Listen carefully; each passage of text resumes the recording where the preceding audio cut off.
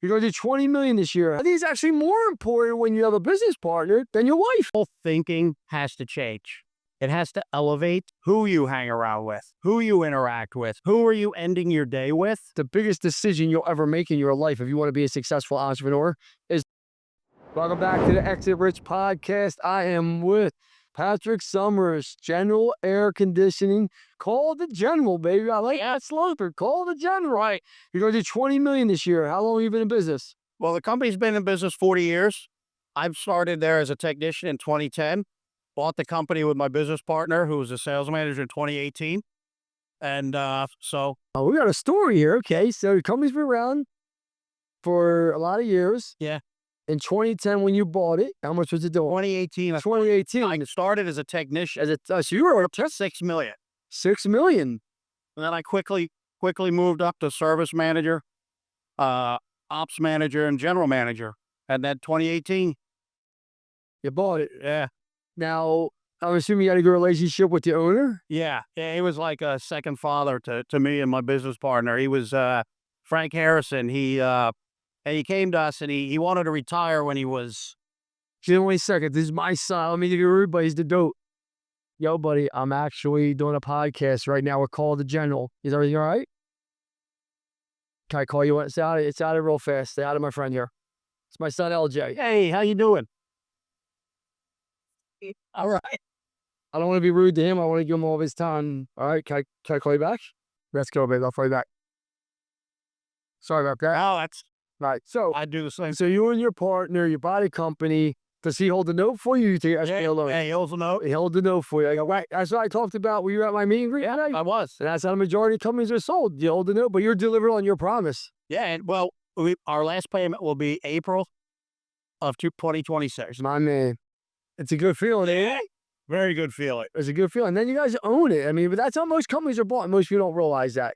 The operator realizes there's not many places and options to sell his company because it doesn't have that enterprise value to a private equity firm.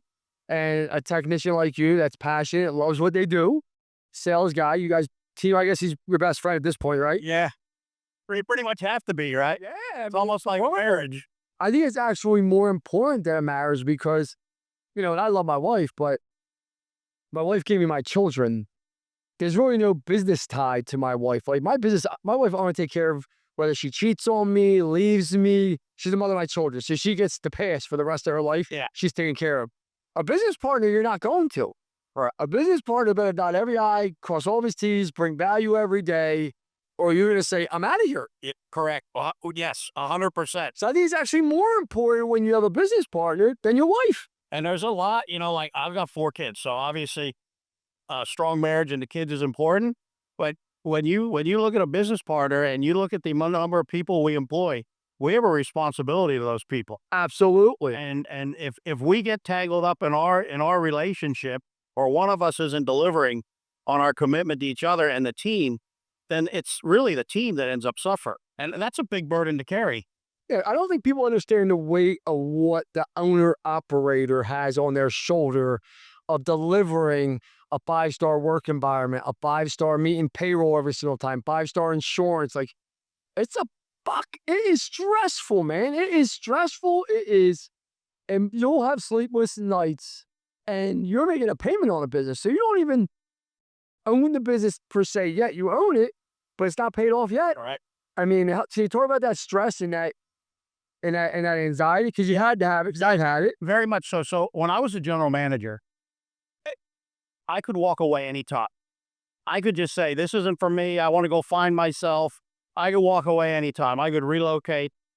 And literally, with the signing of a pen and the transaction to complete the sale, I woke up the next day, I'm like, wow, I can't just walk away. No. And I have payroll to make. And at the same time, when things seem like they're coming down around you, you have to make sure you don't transfer, enter that to the team. You got to stand the tallest when things get tough. Yes. Yeah, stand the tallest when things... I got paid one of the ultimate compliments by one of my leadership members. They said, Lance, the harder it gets, the better you lead. I was like, wow. Wow, that's powerful. It was. I was like, wow, that's like that. Because I'm not always, like, I lead, but I'm not always in the forefront of my companies. I think you tell when we talked, even at the meet and greets this Yeah, morning, it right? was. Correct. What'd you think of that? It was good. It was good. I liked how it was just open and candid and ask questions and the way you come across just transparent and yeah, it was powerful. Yeah, I mean, they asked me to do the meet and greet, and like, it really, really, really, I said to my team, like, when you build a brand the right way, and you're doing everything the right way. I mean, there was over 50 people there. They were standing remote. Remotely. Yeah, standing remote, right? Like, and I was like, wow, when you're doing the right things, people want to know. That's why I talk about you when you say you have the way of the world. And we can talk about this, right? You had to change your circle, right? And I appreciate the compliment on the meet and greet, by the way. Yeah. It's you had to change your circle, right? Like, I'm assuming when you were younger, you were drinking, partying, having a good time. Can you talk about how you got to change your circle when you become if you want to be a real business owner? Yeah, your whole thinking has to change. It has to elevate, and one of the ways to do that is who you hang around with, who you interact with, who are you ending your day with, or when things are stressful, who's speaking into your ear? Is it the guy that life sucks and this, that, the other thing, or is it the one that's gonna like really uplift you? And I'll tell you, shortly after buying the business, I sat down with Leland Smith for about 3 hours. Oh, he's a bright guy. He sat down. He said, "Patrick, I've been there. Do this, this, this, this, this, and those are the people you need to surround yourself with." Now, obviously, I can't sit down with him every day, No. but you can't sit down with people that are trash talk. And so for me, what stepping into the role I stepped into has elevated my marriage. Because my wife, we have two businesses together outside of that, two healthcare businesses. And I came home one day and I told her, I said, "Listen, I just got to tell you something. The house is on the line." She said, what does that mean?" I said, "It means if I fail, we lose the house." And I'll probably get emotional here. And she said, "Do we lose the kids?" I said, "No." She said, "Do we lose each other?" I said, "No." She says, "Well, get your head out of your ass and just go out there and do what you know how to do, because you're not going to fail." But to be able to come home when you're beat and that's the way of the world, That's and powerful. that is the person that you get to talk to that can lift you up. Hmm. And she put it in perspective. I'm like, you know what? I can lose everything, but I don't lose my wife and I don't lose my kids. I haven't lost a damn thing. I can go out and start over tomorrow. And This is all rented. The watches, I tell people, the house I live in was built in like 1740, the original part, or 1760. We're trying to figure out the exact year. I said to my wife, that's probably 30 generations or 20 generations of people that rented this. They all thought they owned it. But until you go meet your maker, everything's at rented. And I'm not going to push faith on people, but I know until I go meet God, I'm renting here. well said. And all my belongings go into a trash bag, except for the few things my children take. And that's the truth. They all go, I call it the trash bag day. When I die, it's the trash bag day. It is, because all my shit's going to go in the trash bag. Yeah. And when you have that mindset, you can't lose nothing. No. I mean, and that's powerful. Your wife, and I think really what you said, you have children. The biggest decision you'll ever make in your life, if you want to be a successful entrepreneur, is the man that you marry or the woman you married. They will make or break you. Yes. Like, your wife seems like she inspires you. Very much so. I mean, she has kept me going through some of the darkest days, some of the scariest days for me. And you need that. You need that. And you need you need friends like that. So Are you hanging out with your old friends from 20 years ago? no. No, I mean, cut that bug. And that was a straight up no. Why not though? Because why? Because do you think you could be where you're at if you were still hanging out with them? Um Possibly. I mean, not all of them. We went different paths. We But you say possibly sounds like a polite way of saying probably hell no. yeah. I would agree with that because you have all things have an ending. Everything has, and people take it personal. Hey everyone, thank you for joining us today. I want to give a quick shout out to our sponsors, Service Titan and Rilla, our technology of choice to helping us scale and grow our business and making sure all of our viewers have the technology to scale their business so when they want to sell it, they're able to. They take it personal that you want more. And it's kind of like a steak has to shed its skin, right? To get a new skin. If you want to get to that next place, you have to have those necessary endings that have to take place. Absolutely. So like, yeah, I mean, everything comes with an expiration date. People take it personal. I do believe people want you to be successful, just not more successful than them. I think that's well said. I mean, I think it's a sad state of affairs. I don't have a jealous bone in my body. You heard what I said in front of everyone. The reason why people don't post to social media is because they worry about a comment or two and they stop posting. I'll tell you about something that happened like 2-3 weeks ago. A clown from my neighborhood that I grew up with, who was one of my best friends. For whatever reason, I don't hang out with him anymore. Nothing, not on him, it was on me. I just wanted to change my life. Nothing wrong with what he was doing with his life, but I did. He took it personal. Him and his wife are always commenting negative stuff on my social media piece. They take something out of context of my social media post does. They send it to like the Eagles. They put a slam piece out on me. It doesn't make my day or any like I'm laughing. But for once I decide to elevate my life, it almost like smothers him with hatred, right? And I see it from like, and I don't care, but like, just think about that. Like, this is someone that was one of your best friends. I never slept with their wife, never hit his kid, nothing like that, right? And he has that type of hatred just because I want to elevate my life. Can you talk about that? Have you seen some of that stuff in your circle? Yeah. There was an analogy given once in a class I took, and the instructor had somebody stand on a chair. And he said to them, now, 2 people on either side. He said, grab their hands, now pull them up to where you're at. And obviously couldn't do it. But he said to the 2 people, pull him down, pull him right off the chair. And he said, when you leave here, right, you're going to go out there and you're going to sell. And if you're successful, people are going to try and pull you down. Absolutely. And you see, you can't pull people up. They can only pull themselves off. And so, yeah, I've had through the years people like, hey, how come you're not hanging out? Where are you at? What's going on? And fortunately for me, there hasn't been a whole lot of hate. We just kind of go our separate ways. But the interesting thing you say about that, I'm reading this book right now called Inner Excellence. And the author's great grandfather was a samurai when they ended the samurai tradition.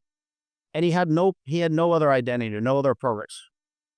And he became an alcoholic because his identity as a samurai was gone, right? And so the whole premise of this book is self-centeredness is our big issue. And that's what you're saying is like people like you're not worried about that because hey, like, and so many people don't post, don't build their brand, don't do those things because they're so self-centered that they're afraid what people are going to say. They don't want to be trash talked. The ultimate freedom is this. When you don't care what people say, that piece came out and my wife's like, you're not even upset. I'm like, why do I give a shit if people think you should wear an Eagles shirt to work or your branded shirt? I believe you wear a branded shirt. I believe you wear a branded, your company shirt. You're wearing a general shirt right now. Where are you from again? Well, I'm from Philadelphia, but There you go. I'm right now Palm Springs. So why are you not wearing a Dodgers shirt right now? Why? This is my life. This is business, and this is what I represent, and I'm always marketing. I know, but like it's hard for people to comprehend that when they want to hate. Makes sense when they take something out of context. You take anything out of context, and when you have a following, and you obviously follow me on social media, right? Yeah. You see mine keeps growing, the presence keeps growing, you're doing the right things. People take shots at you. You want to see the circus, listen to the comment section. And that's why people stop posting. I post more. Yeah. I post more. Well, and the funny thing is, what those people don't realize is that's driving your algorithm. Yeah, it's driving my algorithm. It's building my brand. No one that wants to do business with me doesn't give a shit if I care about any sports team. They want to know are they going to have a meaningful outcome when they transact and sell their company, and are they going to become a multimillionaire? Yeah. They don't give a shit. Yep. And the guy that does care about the sports team over a meaningful transaction probably isn't going to be my business partner. No. Tell me what you do for marketing. Let's get into that real fast. All right. So marketing, we do a little bit of everything. Where we are, we're in the Coachella Valley. It's like an island, right? And it's a desert. We got about 300,000 people there, and then October to April it goes to over 1 million. Midwest and Canadians come in, and our demographic is a lot of them like to watch the local news, and so we advertise around the local news on TV. Okay, I like that. And we do we do some radio. Go. We do direct mail. You haven't reached online yet. Well, I'm getting there. I'm doing the traditional stuff. Okay. We do very targeted direct mail using a company that helps us with that. Who's that? Stochastic. I was okay. Yeah, that was good. Really well for us. Yeah, he's a one-man band, small guy. I mean, yeah. Let me see. Oh, there's your podcast. The Traders Entrepreneur Show. Oh, I love that, man. You guys on it. You're on it, man. I gotta get on this show. You gotta let me on your show, man. I'd love to have you on the show. Here. Hey, get me on the show. Yeah, why not? Oh, you're built for this. No wonder you're so comfortable. He got his arm out, hang out. Oh, this guy gave us the old 1-2. Hey, man, that's brand new. I'm only 33 episodes. It took me 20 episodes to figure out what the hell I was doing. I still don't know what I'm doing. I still don't know what I'm doing. I just talk shit, man. The magic is in the editor, is what I say. I just talk. I like to have heartfelt conversations. What's on my mind, I'll ask the questions. I want to help contractors grow their businesses. And I think by having contractors on that are actually doing it, I own companies myself. I transacted 6 times now. I mean, I just want to help contractors. Like my mission, like I said to you, is I'm going to make hundreds and hundreds of people multimillionaires. I meant that when I said that. Yeah. And that's meaningful. Very meaningful. And that's kind of, I started out wanting to give back and bring awareness to the trades. My son, I sent all my kids to college prep, Catholic school. Like, hey, they're going to go to college. One lad became an esthetician, and my son said, Dad, I'm not going to college. I'm going to come work for you. And he's working for me. Couldn't be prouder. And I said, you know what? There's such an opportunity for people to enter the trades. Oh my God. I want to promote the trades. Well, it's kind of evolved into really helping technicians level up, helping that individual that's in a truck and wants to own their business. I tell everybody at our company, like, if you want to start your own business, come tell me. I will help you so you don't go out and work for wages, because you think what you're seeing you can duplicate. It's hard. And you can't if you don't know some sales. It's hard. The marketing, back to the marketing. Like I'm like, guys, you know these calls just don't come in, right? We have to pay for these calls to come in. And you go start your own business, calls aren't going to come in unless you spend money, and you're going to have to spend significant money. Yeah. So we do social media. We do, obviously SEO. We do the YouTube channel, a lot of stuff there, brand authority stuff, Facebook ads, LSA. Wow. I stopped doing the pay-per-click. Expensive. I was spending tons of money. What's it, probably $200 a click in your area? 300? Yeah. Yeah, it's gotten expensive. Listen, Google's starting to put themselves out of the price range of the ad. And listen, their stock's doing well, but it comes to, and their whole thing, it comes to a certain point where it's only going to be the private equity firms on their platform. And then the private equity firms are going to own them because they're going to start dictating it when they're going to lose all their SMBs. 5 years ago, it used to be 80% of Google's money came from SMBs. I don't know if that's the case anymore. I wouldn't think so. I'd be surprised. The other thing we're doing is we're really working to optimize behind the scenes, the general, to be searchable, discoverable by AI. Like that. Yeah. So really working aggressively on that. That's a pretty. I mean, that's going to be the new search. That's going to be. Oh yeah. It's going to change the game. ChatGPT is going to be the new search for everybody. I use it 90% of the time. Yeah. Well, and what's going to happen is you're gonna have ChatGPT talking to your AI, booking a call in the background, right? Figuring everything out, and boom, next thing you know, a call is going to call, and your AI has done all of that. So, but what are you doing to make sure AI finds you and not the other competitor, right? So that's a whole. I look at marketing like this. I always say people come into the office, and everybody that markets has the best thing out there. Nobody is better than them, and it's a black hole. And your traditional marketers, when digital came out, they all decided to get into it. Well, if I always look at it, if marketing's a universe, digital's a black hole into a whole nother universe. Yes, it is.